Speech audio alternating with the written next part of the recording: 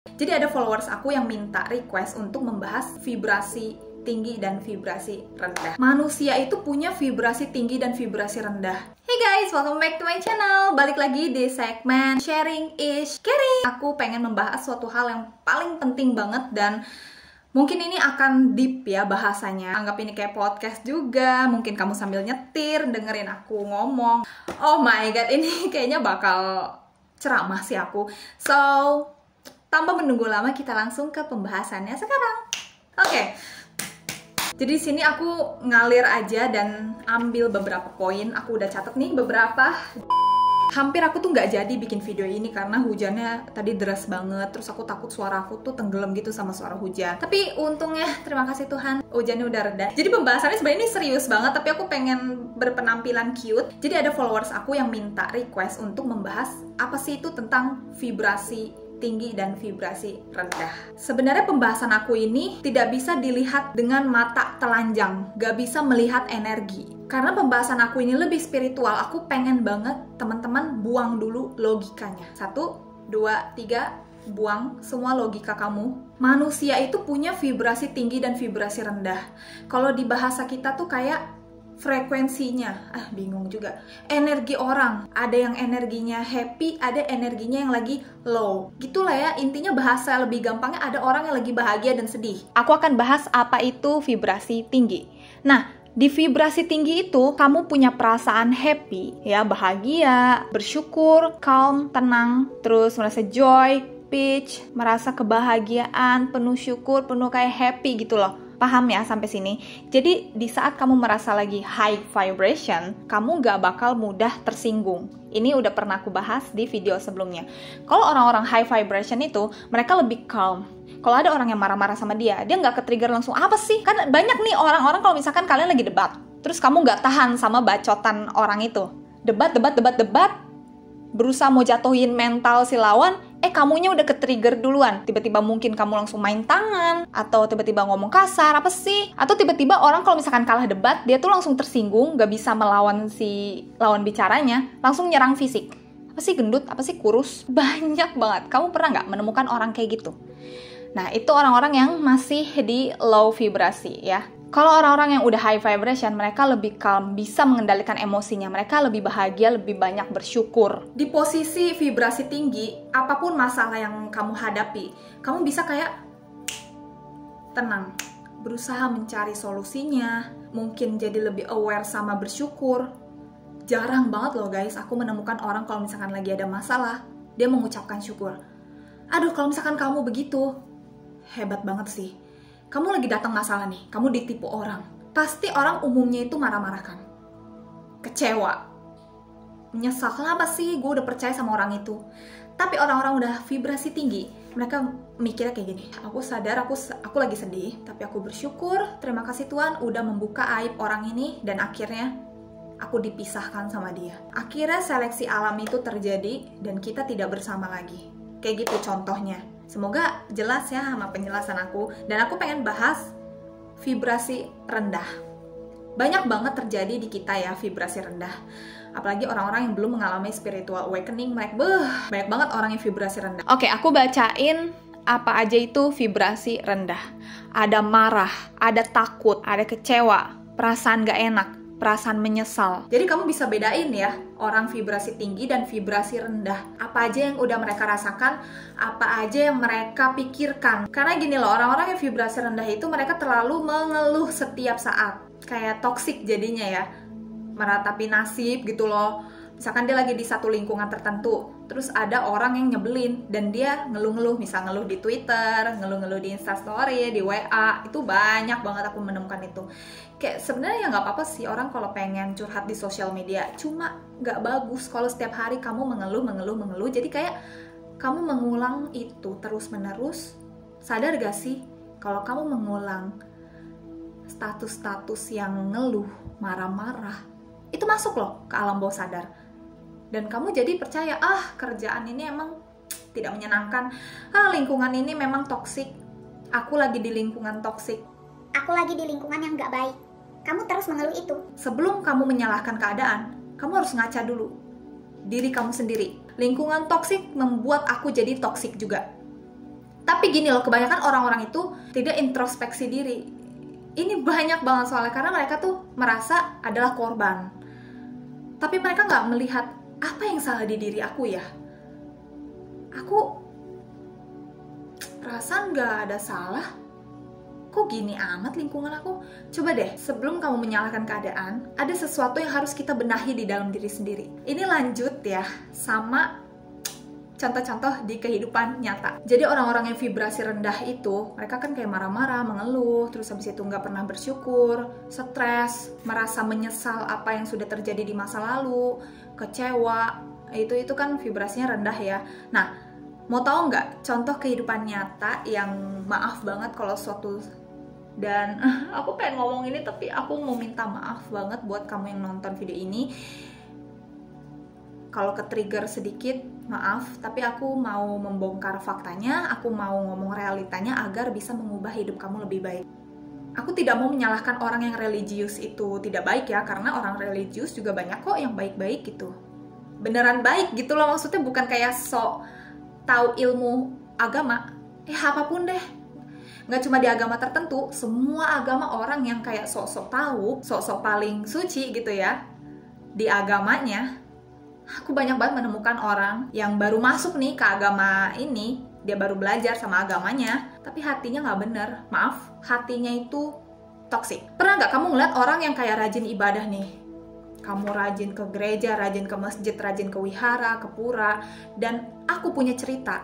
Ya, aku punya cerita. Jadi aku punya temen, ya aku Buddhis guys. Jadi dia baru masuk ke agama Buddha, bukan baru masuk ke agama Buddha. Jadi dia baru mempelajari agamanya sendiri. Ya dia dari lahir agama Buddha tapi nggak pernah ibadah karena ada suatu hal yang terjadi. Dia mengalami toxic relationship sama pacarnya yang beda agama itu, dan dia kayak jadi membara gitu loh, membalas dendam ke mantannya kalau oke, gue jadi belajar sama agama gue sendiri karena mereka itu lagi perang. Yaudah lu pindah aja ke agama gue, lu aja yang pindah ke agama gue. Temanku ini cowok dan pacar ceweknya ini gak mau ngalah. Baru berapa ya, kayak baru setahun lebih dia belajar agama itu.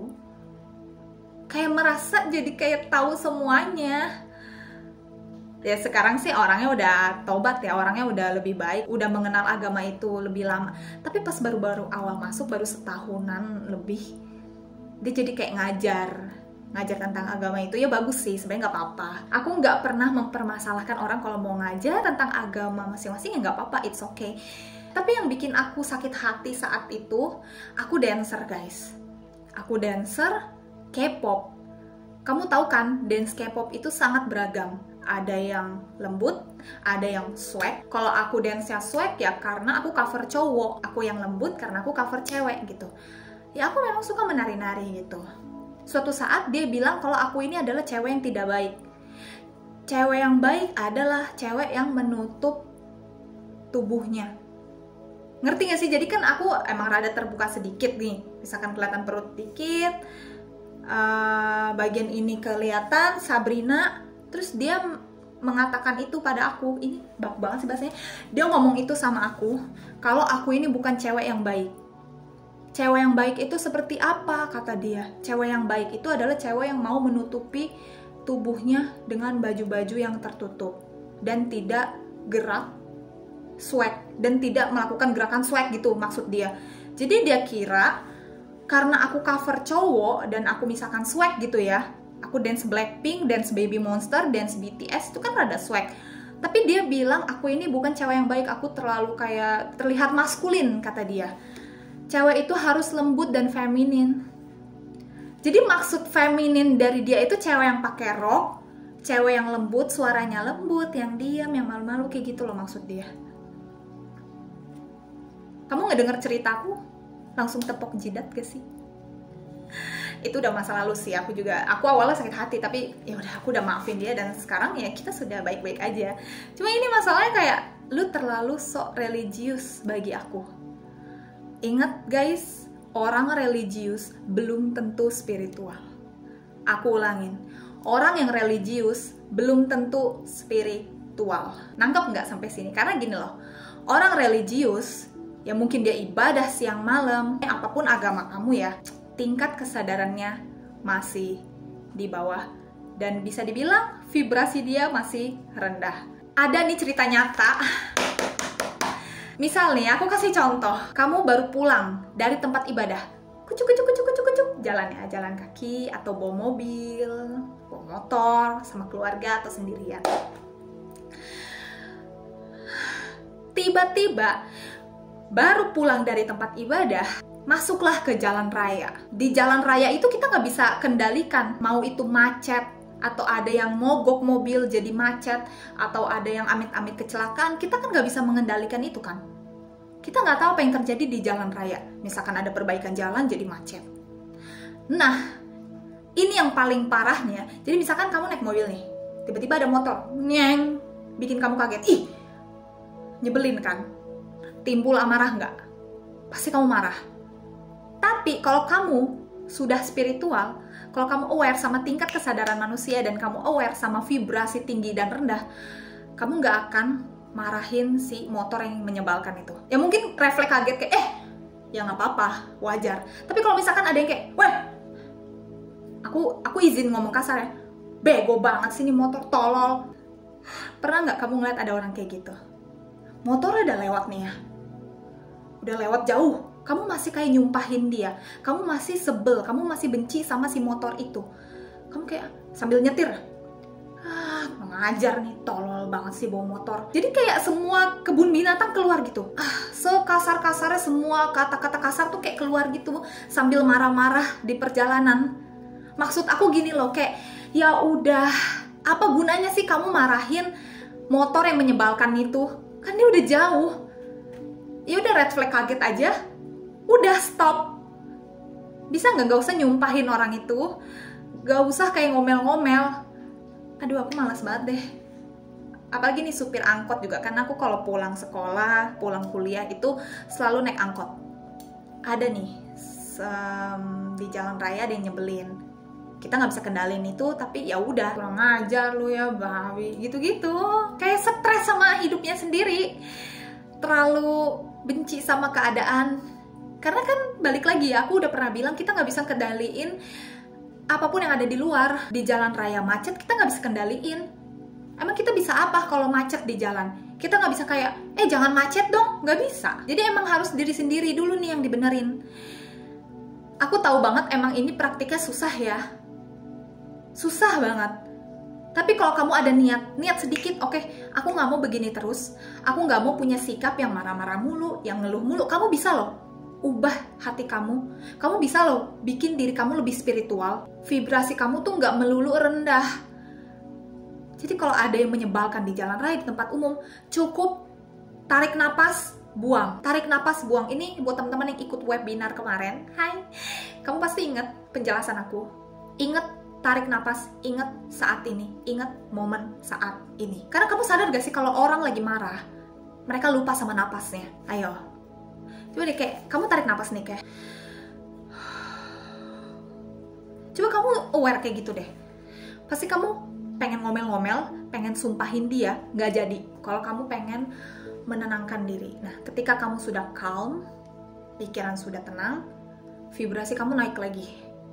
Kamu gak akan melanjutkan amarah dari awal perjalanan sampai pulang. Praktikan coba.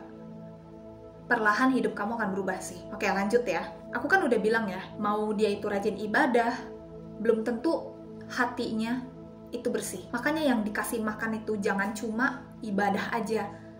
Belum cukup. Kamu harus kasih makan jiwa kamu juga. Ya. Aku pernah jelasin sih waktu di Love Detox. 3 hal, fisik, jiwa, roh, manusia itu harus dikasih makan. Gak boleh ada yang lebih, gak boleh ada yang kurang. Semuanya harus sama rata. Harus balance. Kasih makan 3 ini.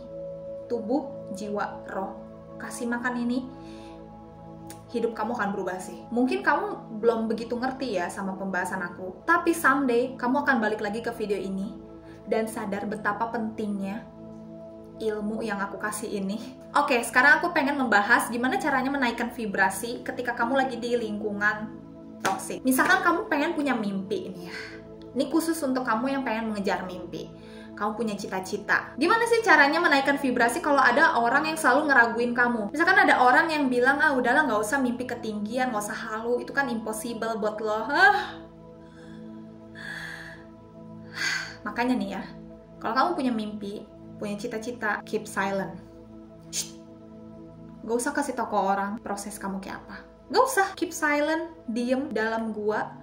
Ketika sudah sukses, baru kamu boleh sebarin proses kamu kayak gimana. Jadi orang bisa terinspirasi. Jangan oversharing dimanapun, di social media. Oversharing ke teman sendiri, mau udah deket, kamu mending diem aja sih. Kasih halaman dasar aja.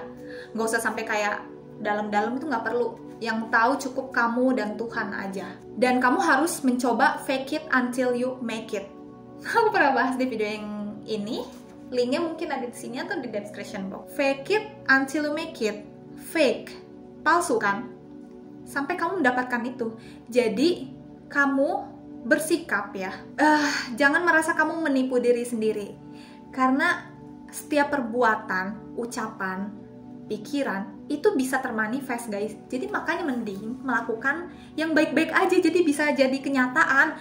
Ini udah sering banget aku alami sih. Kamu bersikap seperti kamu sudah mendapatkan itu. Kamu punya mimpi jadi apa? Contoh, jadi penyanyi. Gimana caranya kamu fake it until you make it biar bisa jadi penyanyi? Ya coba kamu jadi latihan karaoke. Nyanyi dengan penuh hati seolah-olah kamu sudah di panggung besar. Kamu latihan karaoke tiap hari aja itu melatih ini loh, vokal. Kayak latih gerak-geriknya, misalkan lagi disorot kamera, banyak yang nonton. Gimana rasanya? Kamu rasain penuh kebahagiaan, banyak yang nonton. Itu gimana? Kamu coba rasakan itu. Konsisten biar masuk ke alam bawah sadar. Khusus buat kamu yang mikir, ini kapan sih terjadinya ya Tuhan? Kok aku nggak nyampe-nyampe nih ke mimpi aku? Karena gini guys, kamu harus punya mindset keadaan saat ini cuma sebentar. Dan ketika aku udah akhirnya nemukan jati diri sebagai cover drakor ya, akhirnya kan aku viral, terus habis itu diundang, terus habis itu orang jadi tahu aku tentang, oh Sela ini orang yang suka parodi drama Korea gitu. Aku pernah kok cerita di Fake It Until Make It sampai diundang di TV itu ada, nanti kamu nonton aja deh. Ingat deh, hidup kamu tuh masih panjang, umur aku tuh masih panjang, masa depan, pelangi, kebahagiaan tuh nungguin di depan. Kita nggak bisa tahu takdirnya memang kapan itu terjadi, di usia berapa, di tahun berapa. Waktu itu misteri guys. Yang bisa kita lakukan saat ini, berusaha, konsisten, dan percaya. Tambah ibadah sesuai agama masing-masing. Jangan pernah ada ragu. Kamu ragu sedikit nih, aku layak nggak ya? Hapus keraguan itu. Percaya sama intuisi. Aku pernah share di Instastory sebelum tahun baru, intuisi itu punya feeling yang lebih maju. Paham nggak? Maksudnya intuisi itu sudah merasakan, sudah memberikan sinyal ke kita kalau kita udah mendapatkan impian kita. Tapi terhalang apa? Otak kita, logika manusia. Itu makanya terjadilah mental konflik. Ini buat teman-teman webinar juga pasti tahu sih. Mental konflik itu yang menghambat orang bisa maju sih. Udah realistis aja. Udahlah yang pasti-pasti aja, jangan kebanyakan halu. Tahu nggak sih, kalimat itu tuh bikin orang menghambat mengejar mimpinya tahu. Jadi kalau ada orang yang ngomong kamu suruh realistis aja, udah diem, nggak usah dengerin. Mungkin emang your journey is hard ya. Karena kalau misalkan vibrasi kamu tinggi, kamu akan lebih mudah mendapatkan apa yang kamu mau. Mungkin jadi banyak opportunity yang datang, mungkin kamu muncul ide. Kalau kamu muncul ide nih ya, untung aku inget nih, catat langsung. Kamu lagi sikat gigi, kamu lagi mandi, tiba-tiba aku pengen bikin ini, aku pengen buka usaha ini, catat, lakukan. Karena kalau misalkan, oh iya aku ada ide, ya dan ntar aja lah, pasti kamu lupa. Dijamin banget kamu pasti lupa. Mungkin itu intuisi kamu yang manggil, dan itu cuma kayak beberapa detik, catat. Ini aku juga nih ya, barusan mau ngomong ini baru nongol nih di kepala. Aku pengen bahas tentang vibrasi ini, apa ya, panggilan gitu loh, panggilan dari hati aku untuk membahas ini. Next, pembahasan terakhir adalah tingkat kesadaran manusia. Kita tuh punya tingkat kesadaran, ada 3D, 4D, 5D, sampai enlightenment. Jadi gimana bisa mencerminkan vibrasi manusia? Nih ya, aku mau bacain. Level of consciousness. Di sini ada 3D, 4D, 5D, sampai enlightenment. Kalau kamu sudah di enlightenment, keren banget sih. Berarti kamu hidupnya sudah damai. Jadi gini, aku bacain yang ada di gambar sini, nanti aku tunjukin gambarnya guys. Orang yang vibrasi rendah itu ada di 3D, tingkat kesadaran 3D. Yang apa? Mereka tuh kayak merasa takut, ya kan yang aku udah bilang tadi, takut, terus habis itu marah, perasaan tidak enak. Kamu bisa lihat aja, mereka tuh merasa hidupnya tuh seperti di neraka. Tuh, hell ya, tulisan hell. Mereka merasa low banget. Ini pasti dialami sama orang-orang yang abis putus cinta, ditinggal orang yang disayang, ditipu, dikhianati.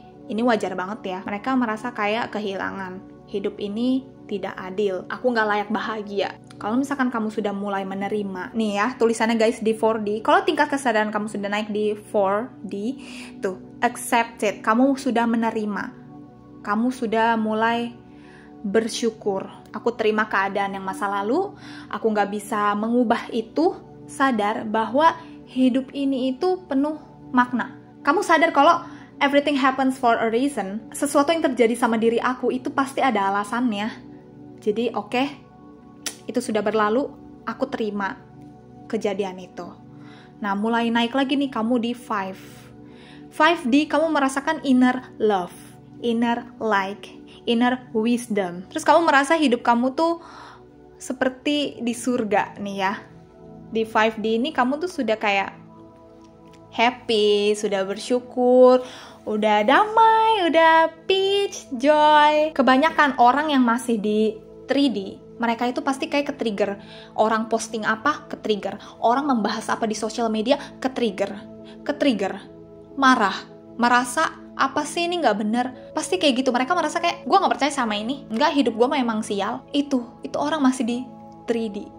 Untuk naikin ke 5D sampai enlightenment butuh waktu. Jadi beda guys, depresi sama spiritual awakening. Ini kamu bisa cek aja di channel coach favorit aku, Tresnani Moonlight. Dia membahas lebih deep lagi. Jadi di sini aku tuh membahasnya dasarnya aja ya, karena aku bukan coach guys. Ya, aku cuma pengen sharing aja biar kamu tuh lebih aware sama diri sendiri. Jadi kalau kamu udah naik di 5D sampai enlightenment, kamu merasa hidup seperti di surga. Kamu merasa jadi lebih penuh kesadaran tuh, full consciousness. Kamu lebih aware, lebih self-love ya. Orang tingkat kesadaran di 4D, 5D sampai ke atas, itu mereka sudah bahagia. Mereka sudah merasa berkelimpahan. Frekuensinya sudah di atas tuh, high frequency, abundance, effortless, semuanya kayak merasa lebih mudah, bersinar, hidupnya penuh dengan cahaya. So, kayak gitu guys pembahasan aku tentang vibrasi tinggi, vibrasi rendah, contoh-contoh kehidupan nyata, tingkat kesadaran manusia dari 3D, 4D, dan 5D. Kalau masih di 3D, mereka masih marah, masih kecewa, menyesal dengan apapun yang terjadi, dan mulai naik kesadarannya sampai 4D ini, mereka mulai menerima. Sudah berlalu, mulai bersyukur. Terima kasih Tuhan atas pembelajaran ini. Kamu nggak bisa apa-apain lagi kan, masa lalu nggak bisa kita ubah guys.